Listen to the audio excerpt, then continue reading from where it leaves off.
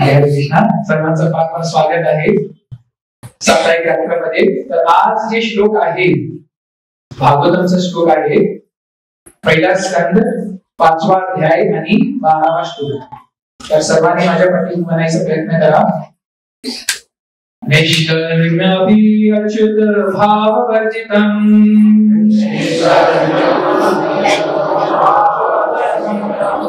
न शोभते ज्ञानमलं निरञ्जनम्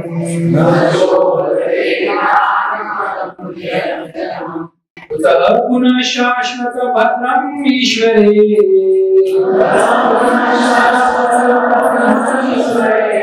न चार्पितं कर्म यदपि अकारणम्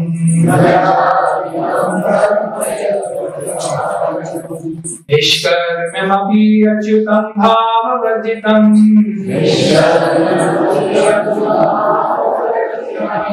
न शोभते ज्ञानमलं निरञ्जनम्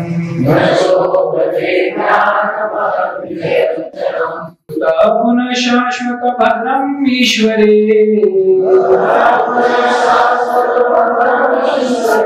न चार्पितं कर्म यदपि अकारणम् निष्कर्म्यमपि अच्युत भाववर्जितम्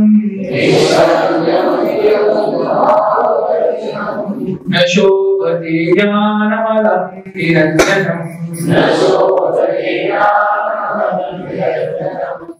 कुतः पुनः पुनः शाश्वत अभद्रम् ईश्वरे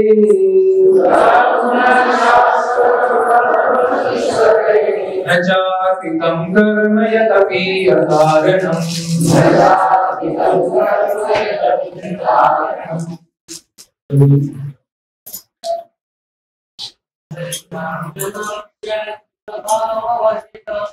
निष्कर्म्यमपि अच्युत भाववर्जितम्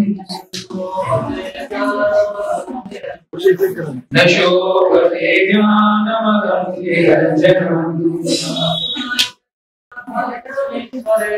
कुतः पुनः शाश्वत भद्रम् ईश्वरे न चार्पितं कर्म यदपि अकारणम् निष्कर्म्यमपि अच्युत भाववर्जितम् न शोभते ज्ञानमलं निरञ्जनम् कुतः पुनः शाश्वत भद्रम् ईश्वरे न चार्पितं कर्म यदपि अकारणम्.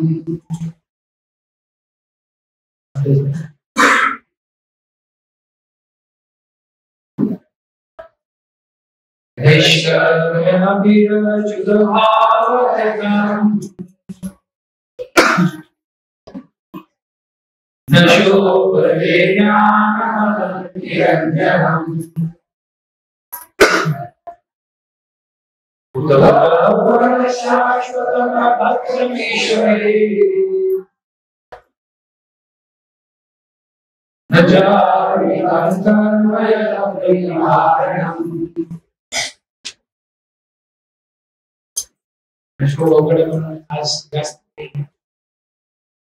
त्याच्याकडे भागवतम आहे ना, भागवतम मध्ये तुम्ही खाली वाचू शकता. तिथं त्याला जरी तुम्ही स्वरात धरला तरी चालते, प्रयत्न करू शकता.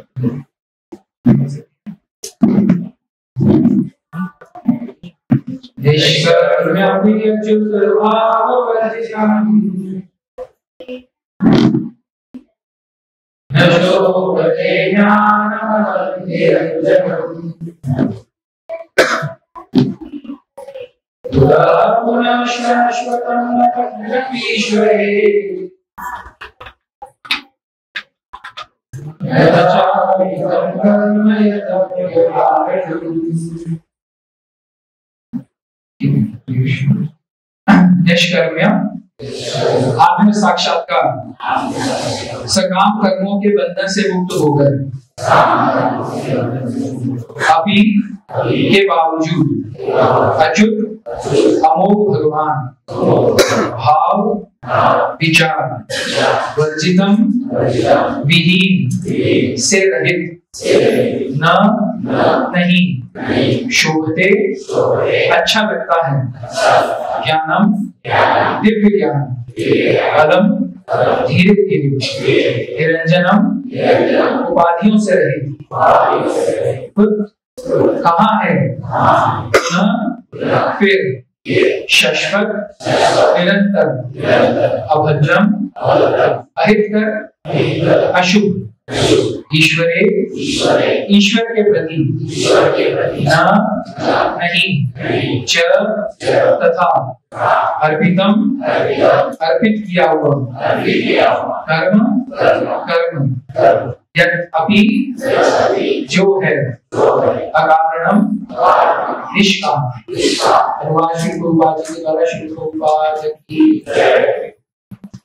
आत्म साक्षात्कार का ज्ञान समस्त भौतिक आसक्ति से रहित होने पर भी शोभा नहीं देता यदि वे अच्युत ईश्वर के भाव से शून्य हो।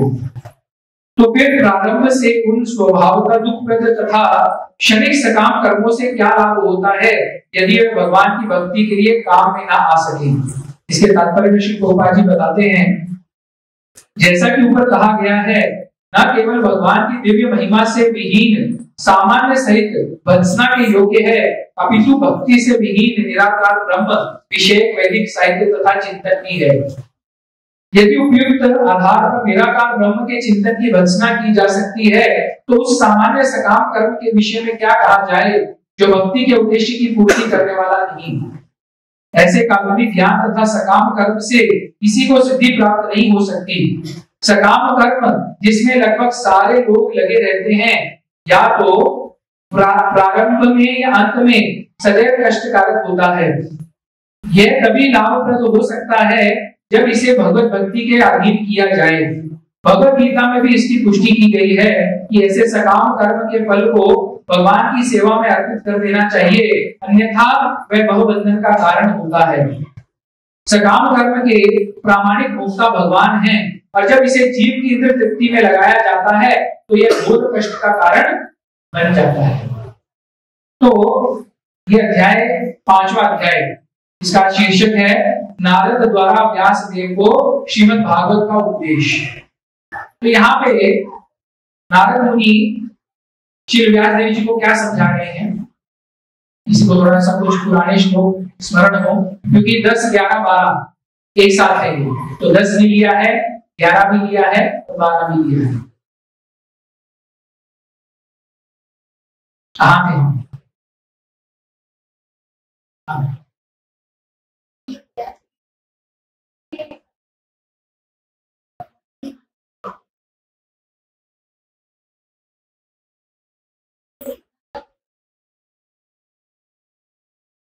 तो माता जी ने बिल्कुल सही कहा।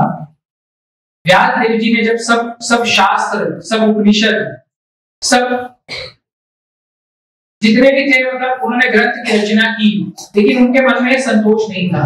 संतोष क्यों नहीं था? उसका उत्तर जो है वो नारद मुनि जो उनको बता रहे हैं कि आपके मन में संतुष्टि क्यों नहीं है, क्योंकि आपने कहीं पे भी भगवान श्री हरि की महिमा का वर्णन नहीं किया। इस वजह से क्या हो रहा है, आप मन ही मन असंतुष्ट हैं। आपने पूरा ज्ञान सब कुछ बता दिया। एक्चुअली जैसे अभी हम लोग पहले भी बहुत बार श्रवण कर चुके हैं, मनुष्य जीवन का क्या उद्देश्य है, घुमा फिरा के यही पे बात आ जाती है। मनुष्य जीवन का क्या उद्देश्य है, एक एक करके बताइए। हाँ, मुझे कुछ समझ नहीं आया क्या उद्देश्य है। हाँ, आत्मा साक्षात्कार, बिल्कुल सही है। मनुष्य जीवन अगर हमें मिला है तो उसका उद्देश्य क्या है, केवल आत्म साक्षात्कार। आत्म साक्षात्कार की सीढ़ी क्या है, सोपान क्या है? भक्ति, कृष्ण भक्ति। ये आपने टॉपो सीढ़ी बता दी। शुरुआत कहां से होती है? हाँ, सेवा श्रद्धा, नाम से और आप साधना, साधना और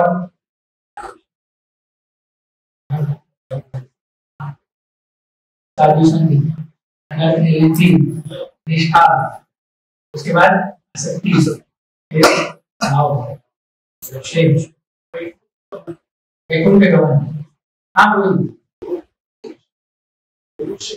मनुष्य, गुरु, गुरु से। देखिए ये अब आप भक्त हैं तो आपको सबको ये पता है, लेकिन अब कुछ भक्त नए भी आते हैं, हर सत्संग में कोई ना कोई नए भक्त आते हैं। तो शास्त्र में हमें क्या बताया गया है? 4 पुरुषार्थ। अब सबको सीधे समझ में आएगी। धर्म, अर्थ, काम, मोक्ष। जब आप ये सब सीढ़ियां पार करके मनुष्य, प्रभु जी ने गुरु शिष्य बोला, मुझे मनुष्य सुनाई दिया, तो शास्त्र ऐसा बताते हैं कि जब तक आप धर्म, अर्थ, काम, मोक्ष के स्तर पे नहीं पहुंचते तब तक आप क्या है? पशु हैं, आप मनुष्य भी नहीं है। अब आप सोचिए, जो धर्म नहीं कर रहा वो क्या है? पशु समान है। उसको क्या कहते हैं? द्विपाद पशु, 2 पैरों पे चलने वाला पशु है। बाकी सब पशु 4 पैरों पे चलते हैं, लेकिन वो द्विपाद पशु है। तो जब आप धर्म, अर्थ, काम, मोक्ष और 5वां सोपान, 5वां जो है पुरुषार्थ क्या है? पंचम पुरुषार्थ कृष्ण प्रेम। और ये कृष्ण प्रेम जो है ये सबको नहीं पता। सब लोग क्या होता है? धर्म, अर्थ, काम और मोक्ष के चक्कर में ही अटके रह जाते हैं। मोक्ष का भी सबका क्या विचार है? मोक्ष अर्थार्थ क्या है? मोक्ष अर्थार्थ क्या है? जो नॉर्मल पब्लिक है उनके हिसाब से मोक्ष का अर्थ क्या है? मुक्ति। किससे मुक्ति? अब जो भक्त यहाँ पे आए हैं, सत्संग में जबरदस्ती बैठे हैं, उनके लिए तो सत्संग से बाहर निकलना भी मोक्ष के समान है ना? मुक्ति मिल गई प्रभु जी, 7.25 करके मुक्ति मिल गई। मुक्ति का अर्थ क्या है? जन्म मृत्यु से मुक्ति प्राप्त करना, जन्म मृत्यु से मुक्ति प्राप्त करना। लेकिन भगवद गीता में पूर्णतः अपने को ज्ञान दिया गया है कि इससे कैसे बाहर निकलना है। मोक्ष का अर्थ जो है वो भगवद गीता में उसका अलग ही तात्पर्य बताया है। कृष्ण जो है वो अर्जुन को पूरा सार बताए हैं। तो ये जो सोपान है, ये जो सीढ़ी है, ये विकर्म से लेके कहां तक है? भक्ति योग तक ये सीढ़ी है।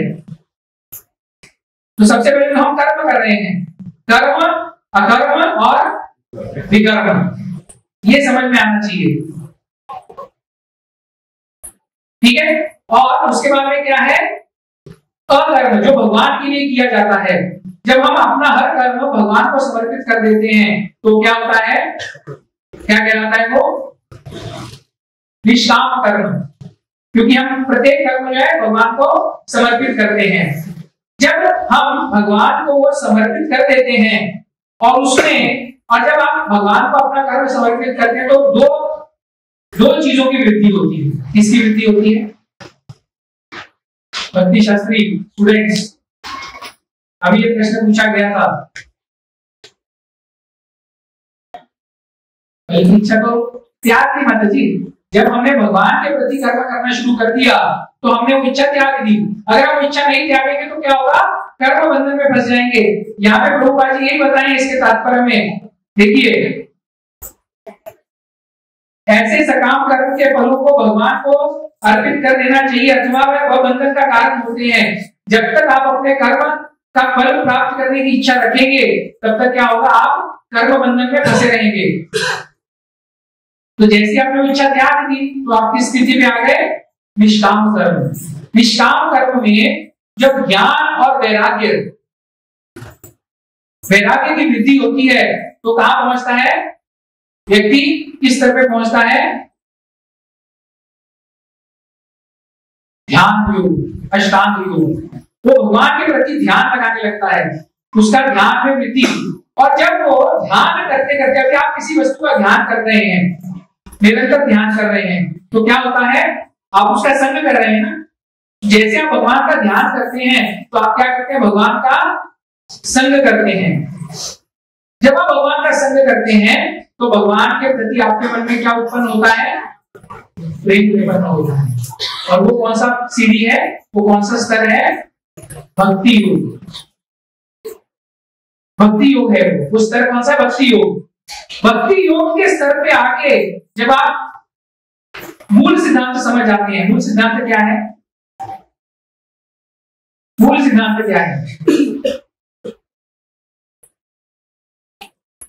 मनुष्य जीवन का मूल सिद्धांत क्या है।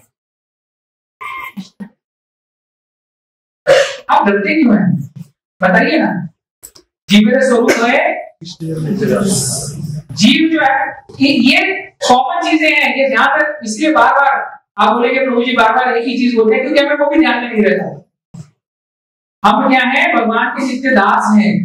और प्रॉब्लम कहां होती है, जब हम मालिक बनने की कोशिश करते हैं, मालिक बनने का प्रयत्न करते हैं। तो जब हमें समझ जाते हैं कि भगवान के नित्य दास हैं, तो उसी क्षण क्या होता है, जन्म कर्म के जन्म मृत्यु के चक्र से आप छूट जाते हैं।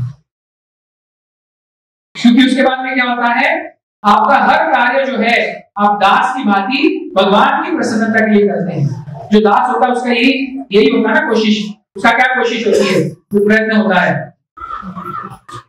अपने मालिक को खुश रखना। तो जब ये स्थिति आ जाती है तो आप क्या होता है, भवबंधन से मुक्त हो जाते हैं। तो यहाँ पे प्रभुपाद जी हमें यही बताते हैं। और यहाँ पे एक और जो सबसे महत्वपूर्ण जो बात वो बताई है, क्या बता रहे हैं नारद मुनि, कि आत्म साक्षात्कार का ज्ञान समस्त भौतिक आसक्ति सहित होने पर भी शोभा नहीं देता यदि वे अच्युत ईश्वर के भाव से शून्य हो। अभी आपने देखा होगा आत्म साक्षात्कार के ऊपर बहुत सारी पुस्तकें लिखी जाती हैं, है ना, लिखी हुई है कि नहीं, किसी ने कुछ नहीं पढ़ा, कुछ नहीं पता। आत्म साक्षात्कार का विज्ञान ये तो प्रभुपाद जी ने लिखी है, लेकिन ऐसे आपको भौतिक बहुत सारी पुस्तकें मिल जाएंगी, बहुत सारी पुस्तकें हैं जिसमें क्या है, ये शरीर है, ये ऐसे बहुत जगह पे ऐसे शरीर जो है कुरुक्षेत्र का मैदान है, हमारी जो इंद्रियां हैं वो क्या है, मन जो है, इंद्रियां जो है वो घोड़े हैं, मन जो है वो लगाम है। ऐसे आपको बहुत सारी ऐसी चीजें मिलेंगी। लेकिन नारद मुनि क्या कहते हैं, जब तक उस साहित्य में भगवान का उल्लेख नहीं है तब तक वो किसी भी काम का नहीं है। आजकल आपको YouTube के ऊपर ऐसे बहुत सारे आत्म साक्षात्कार के प्रति बताने वाले ऐसे वीडियोस मिल जाएंगे। हमें क्या करना चाहिए, क्या नहीं करना चाहिए, जीव कैसा है, ये सृष्टि कैसी है, ये जो प्रकृति है वो कैसी है। लेकिन अगर उस सब में भगवान का उल्लेख नहीं है तो आप ध्यान रखिए, ऐसे लेक्चर और ऐसे YouTube के मोटिवेशनल वीडियो जिसको कहते हैं, मोटिवेशनल हिंदी में क्या कहेंगे, प्रोत्साहित करने वाले वीडियो का कोई भी अर्थ नहीं है जब तक वो भगवान के विषय में आपको नहीं बताते। एक बार भक्ति सरस्वती ठाकुर महाराज जी के पास में एक व्यक्ति लेख लेके पहुंचा। वो लेख क्या करना चाहता था, लेख पब्लिश करना चाहता था, वो प्रिंट करवाना चाहता था। तो प्रभुपाद जी ने पढ़ा और बोले ठीक है। तो एक शिष्य ने बोला कि महाराज जी आपने लेख तो पढ़ा ही नहीं। बोले मैंने लेख पढ़ लिया, उस लेख में कृष्ण नाम का कितनी बार उल्लेख हुआ है उसके ऊपर हमें क्या है, मैंने विचार कर लिया कि ये लेख जो है प्रकाशित करने लायक है या नहीं है। श्री राधा श्याम सुंदर भगवान लेख में क्या लिखा है हमें उससे लेना देना। उसमें भगवान का उल्लेख कितनी बार आया है, देखिए फुल लेख। इस शब्द में भी क्या है, लेख में भगवान का कितनी बार स्मरण हुआ है, भगवान का नाम कितनी बार आया है, ये महत्वपूर्ण है। क्योंकि अगर आप रामचरितमानस पढ़ेंगे या चैतन्य चरितमृत भी पढ़ेंगे, उसमें भी जो उनके लिखने वाले हैं, लेखक हैं, वो बार बार यही कहते हैं कि मुझे व्याकरण का या भाषा का कोई ज्ञान नहीं है, लेकिन मुझे पता है जो भाष्यकार हैं, जो व्याकरण का ज्ञान रखने वाले हैं, वो इस जो भी ग्रंथ है उसकी भर्त्सना करेंगे इसमें क्या लिखा हुआ है। इसमें तो कोई व्याकरण भी बराबर से नहीं है, कहीं पे ताना मात्रा भी जो है वो भी सही नहीं है, लेकिन वो क्या कहते हैं, इसमें केवल भगवान की लीलाओं का गुणगान है, इसलिए मुझे पता है कि ये ग्रंथ जो है वो क्या होगा, प्रसिद्ध हो जाएगा। और आप सभी जानते हैं रामचरितमानस को तो पूरी जो जनता है, भारत की जनता, उसको कितने प्रेम से उसको पढ़ती है। एक एक श्लोक जो है उसका, एक एक जो चौपाई है वो मंत्र के समान है। कितना विशेष ग्रंथ है चैतन्य चरितमृत। देखिए बार बार कहते हैं कृष्णा सरोज गोस्वामी जी कि मुझे कोई भाषा का ज्ञान नहीं है, और वो स्वयं कहते हैं कि कृष्ण ने मेरा हाथ पकड़ के मुझसे क्या किया है, ग्रंथ लिखवाया है। तो यहाँ पे नारद मुनि भी ये बताते हैं, क्या बता रहे हैं कि जिस भी साहित्य में, ग्रंथ में अगर भगवान की महिमा का उल्लेख नहीं है तो ग्रंथ क्या है, किसी भी काम का नहीं है। और इसके साथ साथ प्रभुपाद जी भी एक जगह पे लेक्चर में बताते हैं कि वो ग्रंथ भी किसी काम का नहीं है, और अगर वो व्यक्ति किसी ऐसे गुरु के पास में जाता है जो उसको मनुष्य जीवन का पूर्ण ज्ञान दे देता है, पूर्ण ज्ञान देता है, लेकिन ईश्वर के बारे में चर्चा नहीं करता, तो ऐसा गुरु भी किसी काम का नहीं है। जो मैंने अभी आपको बताया, आजकल आपको मोटिवेशनल स्पीकर्स पूरे मिल जाएंगे और आप भी कभी कभी उनका सुनते होंगे। या बहुत अच्छा प्रभु जी बहुत अच्छा बताते हैं जीवन के प्रति, कठिनाइयों के प्रति, जीवन में हमें समस्याओं का कैसे हल ढूंढना चाहिए, उसके प्रति बहुत अच्छा ज्ञान देते हैं। लेकिन अगर उसमें भगवान का उल्लेख नहीं है तो ऐसा स्पीकर, ऐसा कोई भी लेक्चर किसी काम का नहीं है, ध्यान में रखिए। ऐसा मैं नहीं कह रहा, भागवतम कह रहा है। और भागवतम जो है वो सर्वश्रेष्ठ ग्रंथ है। क्यों क्यों क्यों ग्रंथ सर्वश्रेष्ठ है? क्योंकि व्यास देव जी ने भी सभी शास्त्र लिख दिए, सब कुछ लिख दिया, लेकिन जब तक उन्होंने भागवतम नहीं लिखा तब तक उनके मन को शांति प्राप्त नहीं हुई। तो ये हमारे सामने उदाहरण है।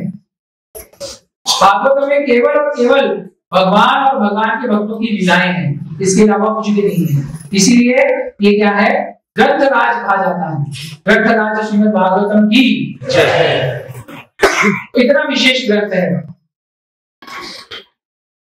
और जैसे भक्ति रसामृत सिंधु में श्री रूप गोस्वामी पाद कहते हैं, उन्होंने प्रजल्पों के बारे में बहुत सारा बताया है। प्रजल्प बताए कौन कौन से प्रजल्प हैं, कौन कौन से प्रजल्प हैं आप? हाँ नहीं, प्रजल्प वो वेग है, आपको वेग अनुसार बोलते वेग, वो वेग है। प्रजल्प कौन सा है?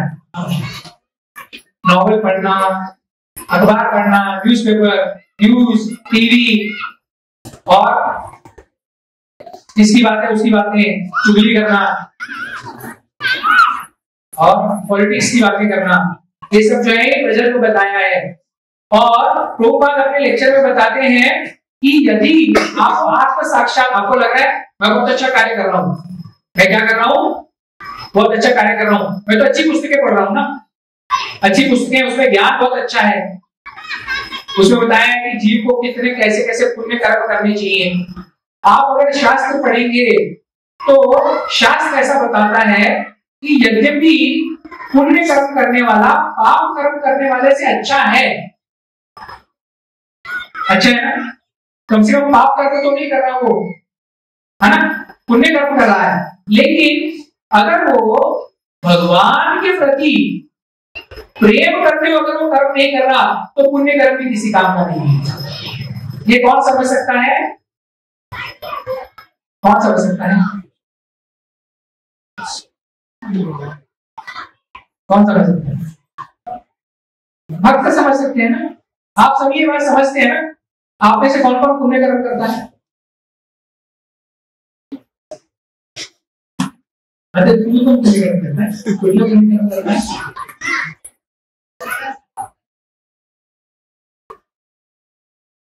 चुकी से पुण्य कर्म, हमें जो भी कर्म करना है भगवान के प्रति करना है। अगर गृहस्थ आश्रम में भी अगर आप हैं तो आप उस गृहस्थ आश्रम को इस तरह से नियोजित कीजिए कि वो जो कर्म है वो क्या करना होगा, हम भगवान के लिए कर रहे हैं, ऐसा ऐसा मन में विचार करके करिए।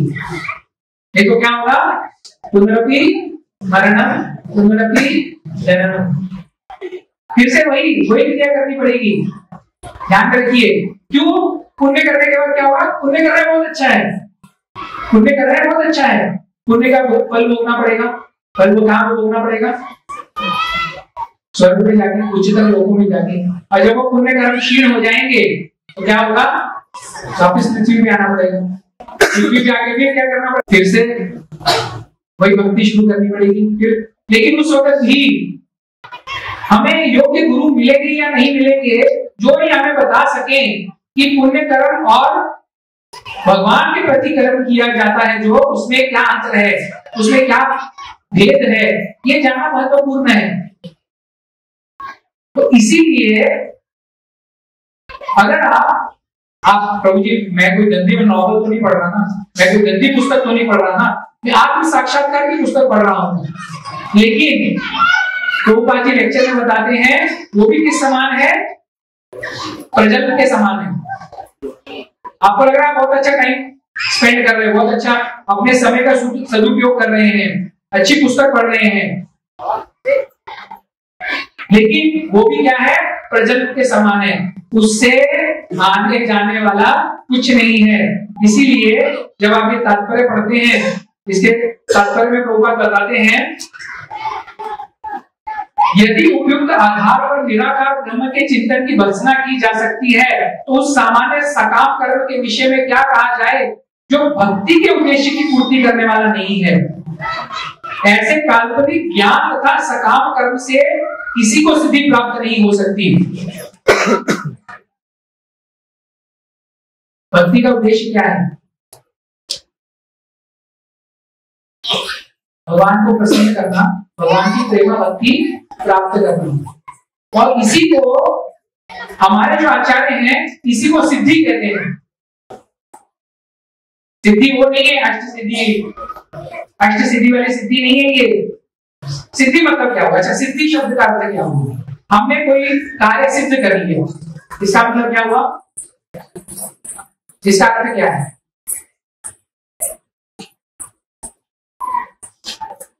सभी प्रभु जी ऐसे माता मेरे तरह से प्रश्न चिन्ह की तरह देख रहे हैं कि प्रभु जी आपने हम साधारण शब्द के ऊपर जा रहे हैं, सिद्ध कर लिया, इसका अर्थ क्या है? इससे मैं भक्ति के ऊपर है, इसके ऊपर मैं कुछ नहीं पूछा, संपन्न करना, या मैंने उसको पूर्णतः जो उसकी लास्ट स्टेज थी वो मैंने प्राप्त कर ली। ठीक है, अब आप सोचिए भगवत गीता जो है वो भगवान कृष्ण अर्जुन को क्या क्या बताए? कर्म योग, ज्ञान योग, संन्यास योग सब बताए, लेकिन 18.66 में उन्होंने क्या बताया? सर्वधर्मान् परित्यज्य माम् एकं शरणं व्रज। अब आप सोचेंगे कि उन्होंने अर्जुन को सीधा 18.66 ही नहीं बता दिया, बीच में इतना टाइम वेस्ट करने की आवश्यकता थी? क्या आवश्यकता थी?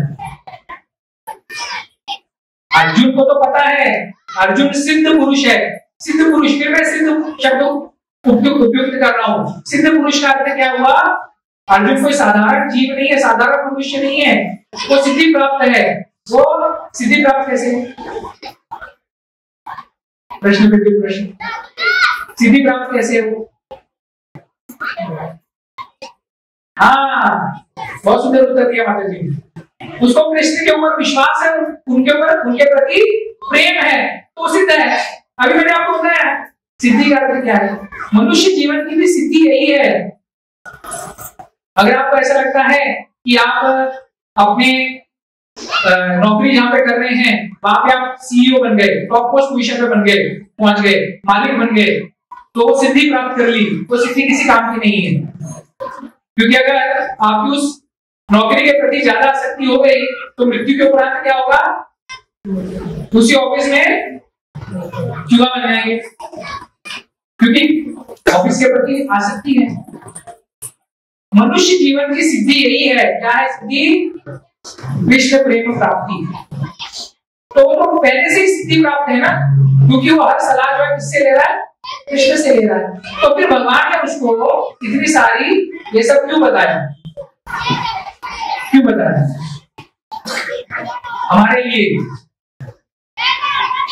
क्योंकि भगवान को पता था अलग अलग क्या है विचार वाले, अलग अलग प्रकृति के जीव जो है वो रहेंगे। अभी आप देखिए बहुत सारे लोग जो है वो भगवत गीता से बहुत प्रभावित होते हैं, जबरदस्त प्रभावित हो जाते हैं, होते हैं ना? वो कहां पे आके अटकते हैं? कहां पे आके अटकते हैं? कर्मण्यवाधिकारस्ते मा फलेषु कदाचन। भगवत गीता में लोग बताया है कर्म करते रहो, फल की इच्छा मत करो। ये क्या कर जाते हैं? फिर उससे भी अगर कोई बहुत आगे बढ़ जाते हैं, अब उनको समझ में आ गया कि कर्म जो है वो बंधन का कारण है ना? कर्म बंधन का कारण। कर्म करेंगे, उसकी फल की इच्छा करेंगे तो बंधन में बंध जाएंगे।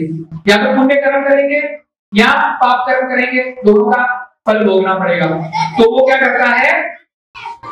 निष्कर्म पे चले जाता है। मैं जो करूंगा वो कर्म क्या करूंगा, इसके फल की इच्छा नहीं करूंगा। लेकिन वो फिर कहां पहुंच जाता है? अष्टांग योग, ध्यान लगाने लग जाता है। ध्यान करते करते भी उसको क्या होता है? कृष्ण का साकार रूप के प्रति ध्यान नहीं करता वो। तो किस तरफ आकर्षित हो जाता है?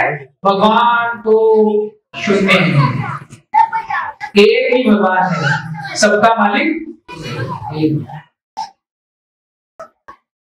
कौन? कृष्ण। ये आपको पता है। अब उनको जाके बोलिए, वो बोलेंगे नहीं हमारा मालिक तो मालिक दूसरों को करेगा। तो उससे भी आगे वो जा ही नहीं पाता। लेकिन कृष्ण ये जानते थे कि जो धैर्य रखेगा और जो भगवत गीता को प्रामाणिक परंपरा से पढ़ते हुए तो 18वें अध्याय तक पहुंचेगा, वो मेरे संदेश को समझ जाएगा। क्या समझ जाएगा? अर्जुन कहता मैं तो ये सब नहीं कर सकता। भगवान जब उसको अष्टांग योग की पद्धत बताते हैं तो मैं मेरा मन इतना चंचल है, इसको मैं हवा को पकड़ सकता हूँ लेकिन मैं अपने मन को काबू में नहीं कर सकता। तो भगवान उसको क्या बोले? सब छोड़ दे, सब छोड़ दे और क्या कर? केवल मेरी शरण में आ गया। कितना आसान फॉर्मूला है। आसान है? आसान। कौन कौन शरण में गया?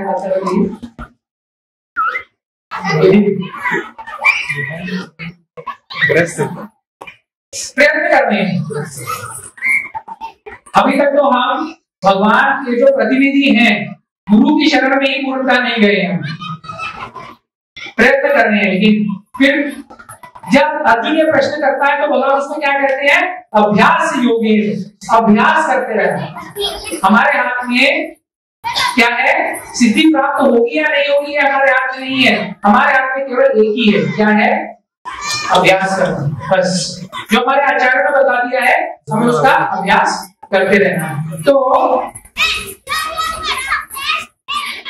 और एक जगह पे तो और बताते हैं कृष्ण अर्जुन को कि जब वो कर्म के बारे में पूछता है तो कर्म तो सबको करना पड़ेगा, करना पड़ेगा है? क्योंकि भगवान भी कहते हैं अर्जुन को, क्या कहते हैं भगवत गीता में, कि शरीर के निर्वाह के लिए तो तुझे कर्म करना ही पड़ेगा। अब अगर कोई व्यक्ति ऐसा सोच ले कि मैं कोई कर्म नहीं करूंगा, बस मैं एक स्थान पे बैठा रहूंगा और क्या करूंगा? भजन करूंगा, बस ध्यान करूंगा। चलो भगवान इतने दयालु हैं, उसके सामने कोई ना कोई आएगा, बोलेगा चल साधु बैठा, इसको मैं कुछ खाने के लिए प्रसाद दे देता हूँ, प्रसाद की थाली रख के चले जाएगा, है ना?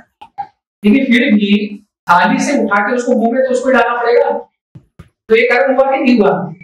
कि नहीं बोलेगा नहीं थाली तो रखी है मेरे मुंह में भी डालो। तो कर्म तो हमें करना ही पड़ेगा। लेकिन जब हम गुरु और शास्त्रों के बताए हुए नियमों के अनुसार कर्म करते हैं तो कर्म की क्या होता है? स्वरूप जो है वो बदल जाता है, स्वरूप भी बदल जाता है उसका। और इसीलिए प्रभुपाद जो यहाँ पे बताए हैं कि वो ऐसा कर्म करने के कारण वो क्या होता है? कर्म बंधन में नहीं फंसता।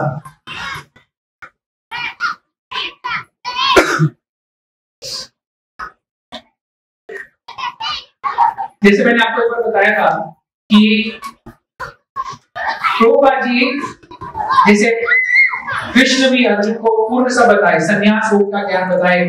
संन्यास योग के ज्ञान के ऊपर भी वो बताते हैं, क्या बताते हैं कि कर्म से निवृत्ति से बेहतर है क्या कि भगवान के लिए कर्म किया जाए, ये ज्यादा महत्वपूर्ण है। तो इसीलिए प्रभुपाद जी एक जगह पे संन्यास की बहुत सुंदर व्याख्या बताए हैं। संन्यास का अर्थ क्या है? क्या है?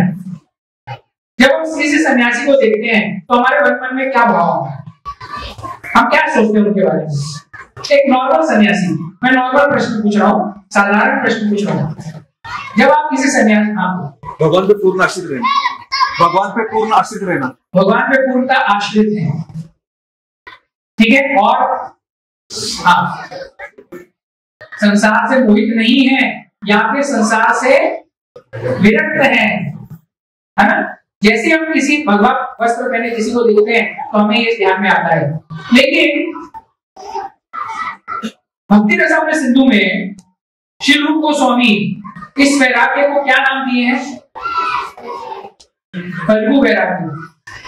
फल्गु मतलब जो मायावादी सन्यासी है वो क्या सोचता रहता है? वो मन ही मन सोचता है ये जो लक्ष्मी है, जो मतलब धन है, ये क्या है? भगवान की माया है, मैं इसको हाथ नहीं लगाऊंगा। क्यों नहीं लगाऊंगा?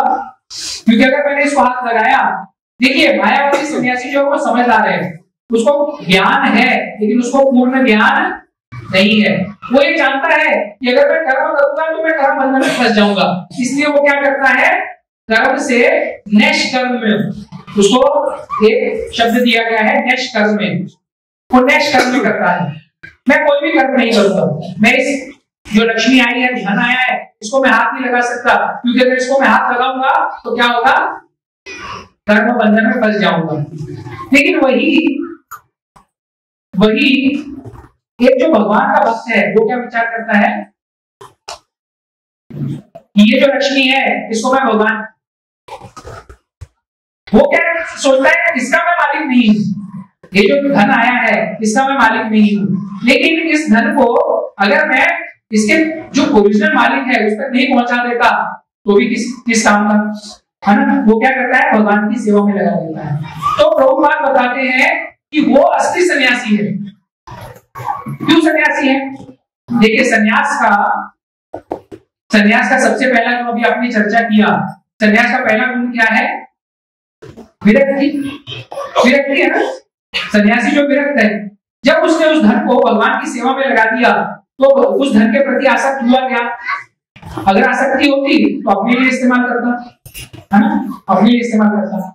तो जैसे अभी चर्चा हुआ गृहस्थ आश्रम के बारे में, विषय में, प्रभुपाद बताते हैं कि अगर मेरे जो गृहस्थ भक्त हैं, अगर वो मेरे जो उन्होंने इंस्ट्रक्शंस दिए हैं, जो उन्होंने बातें बताई हैं, उसका पूर्णतः अगर वो अनुसरण करते हैं, अनुशीलन करते हैं, तो मेरे गृहस्थ भक्त भी क्या है?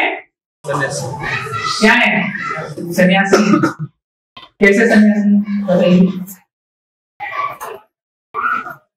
हाँ, देवी की भावना रखते हैं। कैसे सन्यासी? गृहस्थ आश्रम में रहते भी कृष्ण के प्रति समर्पित हैं। सबसे बड़ी बात है वो किसी चीज से भी विरक्त नहीं है। पत्नी है, उससे विरक्त नहीं है, लेकिन उसको क्या कर रहे हैं? भगवान की सेवा में लगा रहे हैं। केवल विरक्ति होने से विरक्त हो गए तो आप क्या हो गए? मायावादी सन्यासी हो गए। लेकिन जैसे ही आपने उसको भगवान की सेवा में लगा दिया तो आप क्या बन गए? प्रभुपाद के कहे हुए सन्यासी बन गए। बच्चे हैं, बच्चों के प्रति सबको अनुरक्ति होती है ना? लेकिन जैसे आपने बच्चों को भक्ति में लगा दिया तो आपका जो कार्य था वो बदल गया। आप धन कमा रहे हैं गृहस्थ आश्रम चलाने के लिए, तो क्या कर रहे हैं? लक्ष्मी अर्जित कर रहे हैं, लेकिन उससे अनुरक्त नहीं है, वो क्या कर रहे हैं? भगवान की सेवा में कर रहे हैं। तो प्रभुपाद यहां तक बताए हैं, देखिए कि मेरे जो गृहस्थ भक्त हैं वो भी सन्यासी के समान है।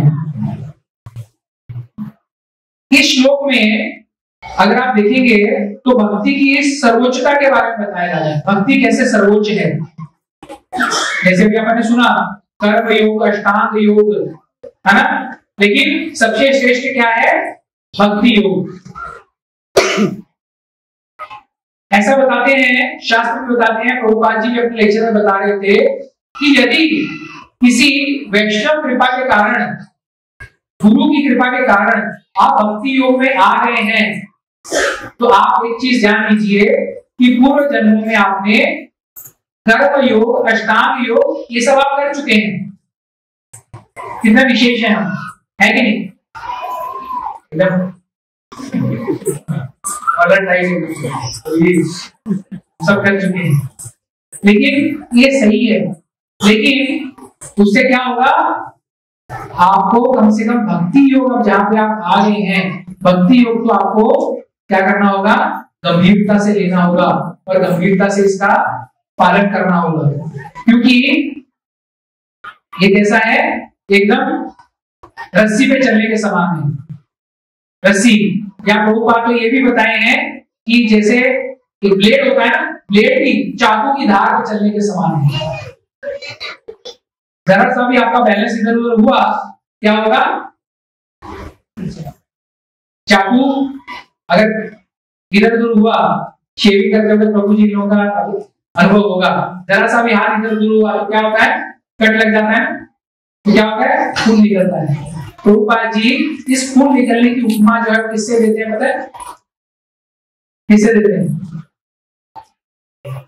किससे देते हैं?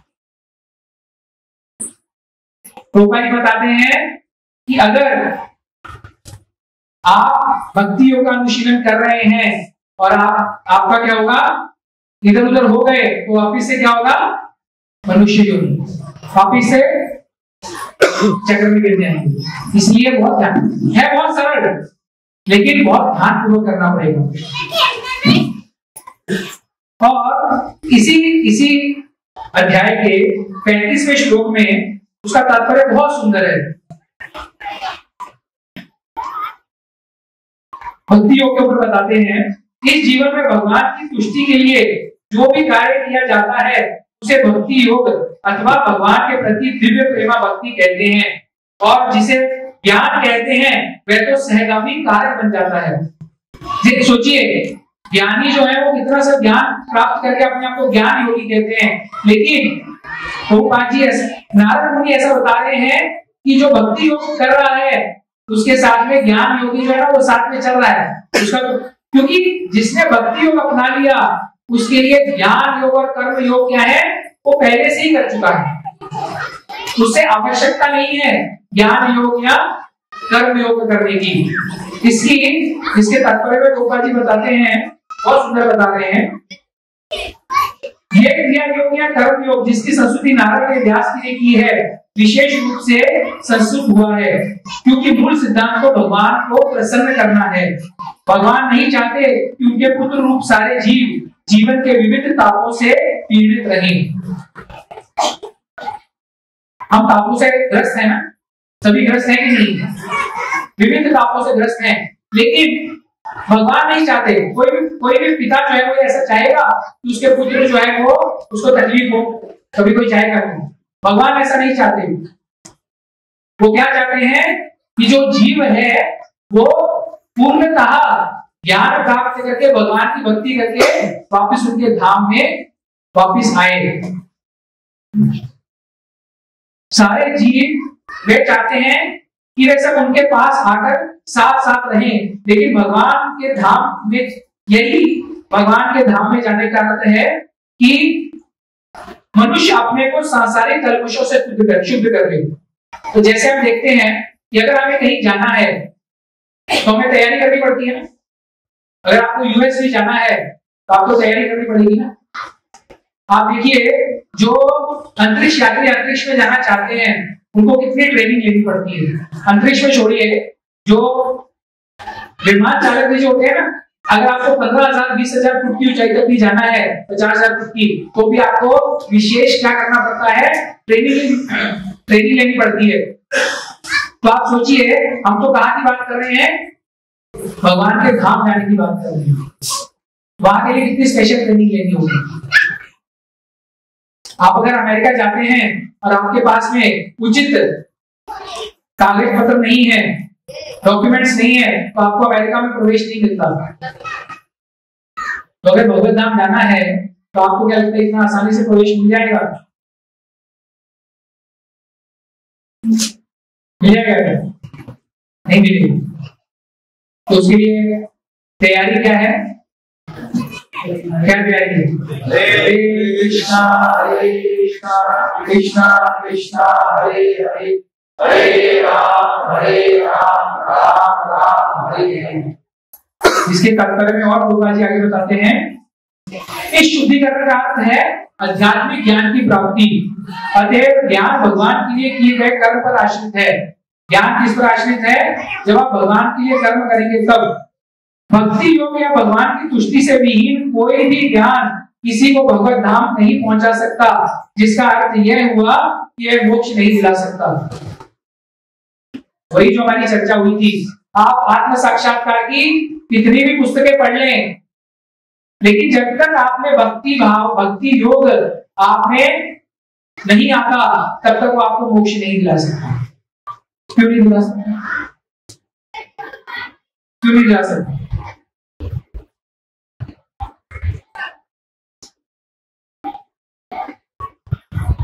मोक्ष क्यों नहीं दिला सकता?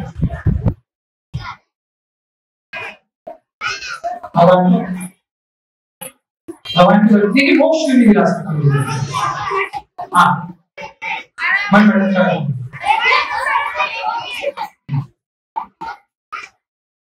आप प्रश्न को साधारण रूप से समझिए, मोक्ष क्यों नहीं दिला सकता?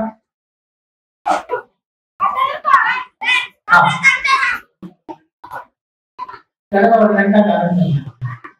आप सब प्रश्न जो पूछते हैं उसके आजू बाजू पूछते रहते हैं, उत्तर मूल तत्व में नहीं जाते। मोक्ष क्यों नहीं दिला सकता? मुझे एक बात बताइए, मोक्ष क्या बाजार में बिकने वाली चीज है जो आपको मिल जाएगी? आपका चलता है? मोक्ष कौन दे सकता है? चलो ये प्रश्न पूछो, आप सबको समझ लीजिए। और मोक्ष कौन दे सकता है? भगवान ही दे सकते हैं ना। जब तक भगवान ही नहीं देना चाहेंगे तो आप मोक्ष आपको कौन देगा? मुझे बताइए। मोक्ष देने का अधिकार किसको है? केवल और केवल विष्णु कृष्ण को मोक्ष देने का अधिकार है। ध्यान रखिए, ब्रह्मा तथा शिव जी भी आपको मोक्ष नहीं दे सकते। और इसके बारे में शिव जी स्वयं कहते हैं कि मोक्ष केवल और केवल विष्णु दे सकते हैं और कोई भी मोक्ष नहीं दे सकता। तो जब मोक्ष देने का अधिकार ही भगवान को है, तो अगर आप भगवान के प्रति कर्म करेंगे, भगवान के, ये देखिए मैं आपको बताऊं कि भगवान की चापलूसी करते हैं। आप भगवान को मस्का मारेंगे, भगवान आपको मोक्ष दे देंगे। अभी आप लाइसेंस लेने जाते हैं, मेरे को गाड़ी चलानी नहीं आती, कुछ नहीं आता, ऐसे कई लोग हैं जिनको घर बैठे बैठे लाइसेंस मिल जाता है, मुझे नहीं मिलता। किस को मिला है?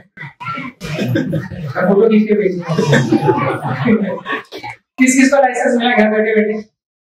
उन्होंने टेस्ट ड्राइव भी नहीं दिया और लाइसेंस मिल गया। देखिए सामने उदाहरण का, ड्राइविंग करके भी नहीं दिखाया आरटीओ को, घर बैठे बैठे लाइसेंस मिल गया। किस वजह से मिला? जय लक्ष्मी माता। है कि नहीं? किस वजह से मिला? किसको प्रसन्न किया? आरटीओ को प्रसन्न किया। तो मोक्ष प्राप्त करना है तो किसको प्रसन्न करना पड़ेगा?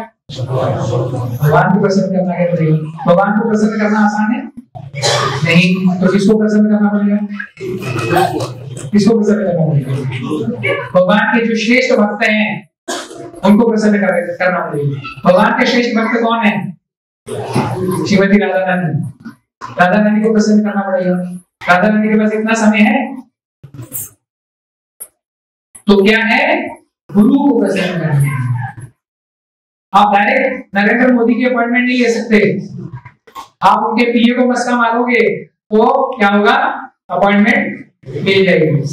अगर साधारण एक देश के प्रधानमंत्री को मिलने के लिए आपको मस्का मारना पड़ता है तो भी आप सोचिए, अनंत कोटि ब्रह्मांड नायक भगवान के पास में समय भी नहीं है क्या समय?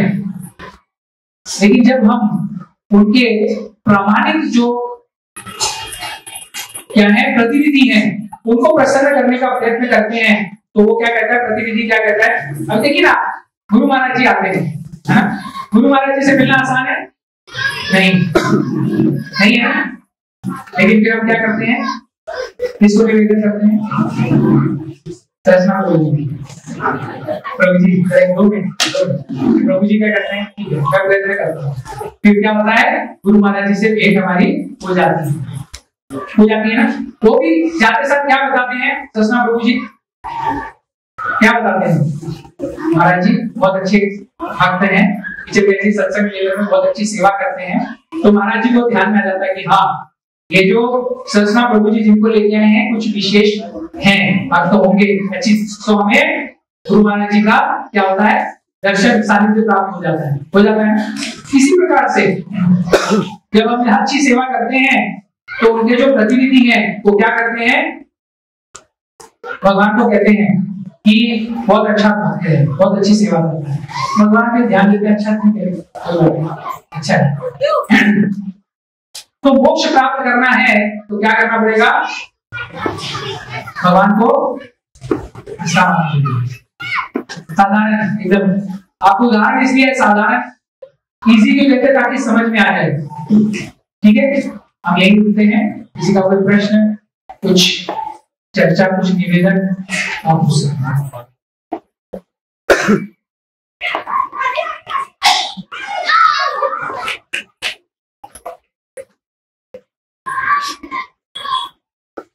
ठीक है, किसी का कोई प्रश्न नहीं? अगर किसी का कोई प्रश्न को पूछना चाहता है तो मुझसे बात करके संपर्क कर सकते हैं। तो हम ये रुकेंगे। बहुत बहुत धन्यवाद आप सभी का, आपने बहुत ही धैर्यवश लेक्चर सुना, ध्यान दिया, ध्यानपूर्वक सुना। हरे कृष्णा कृष्णा कृष्णा हरे हरे, हरे राम राम राम हरे। एक छोटा सा निवेदन है, इसलिए मैं निवेदन करना चाहता हूँ।